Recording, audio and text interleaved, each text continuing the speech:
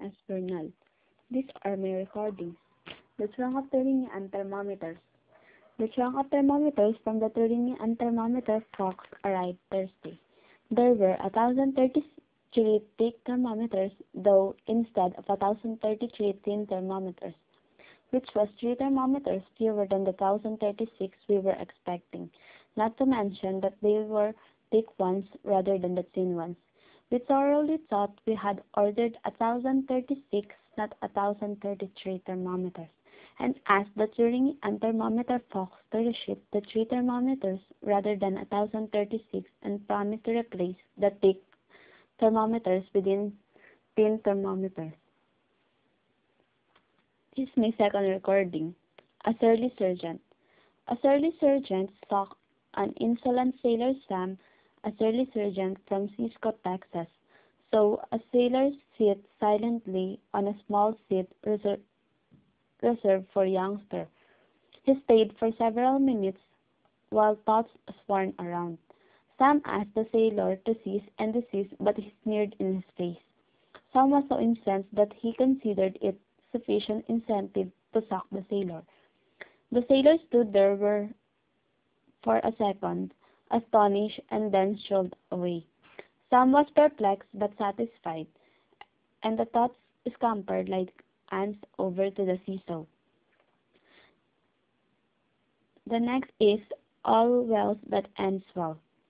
A lazy Thursday at the zoo found the zebras grazing, posing for pictures, and teasing the zookeeper, whose nose was bronzed by the sun. The biggest zebra's name was Zachary, but his friends called him Zach. Zach was a confusing zebra with zeal for reason, cause his cousins, who were naturally unreasoning, to pause in their conversations. While they browsed a philosophy as they grazed, he practiced Zen, because they were Zach's cousins. The zebra said nothing, but they wished he would muzzle himself at times. The Tan Man. This is my fourth recording. A fashionably tanned man sat casually at the bat stand, lushing a handful of practical bats. The manager, a crowded old bag of bones, passed by and laughed. "You're about average, Jack.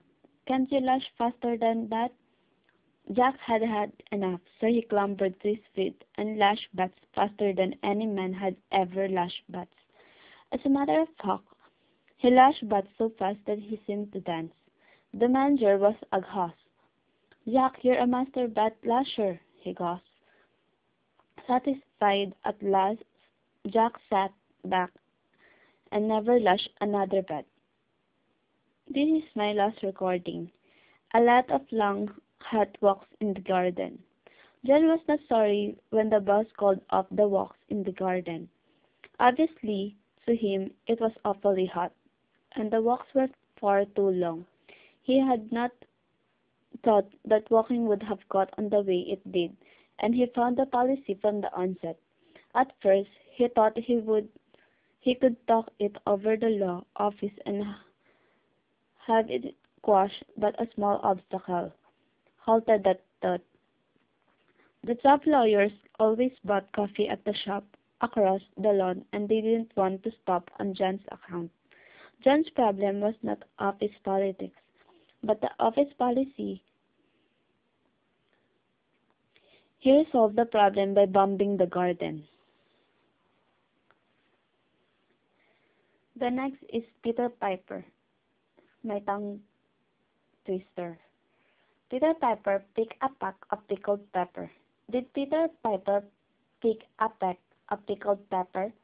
If Peter Piper picked a peck of pickled peppers, where's the peck of pickled pepper Peter Piper picked? She sells seashells by the seashore. The shells she sells are surely seashells. So if the shells sells on the seashore, I'm sure the shell seashore sells. I thought, but the thought I thought was not the thought I thought. I thought if the thought I thought had been the thought I thought, I wouldn't have thought so much. And that's all my recording. Thank you.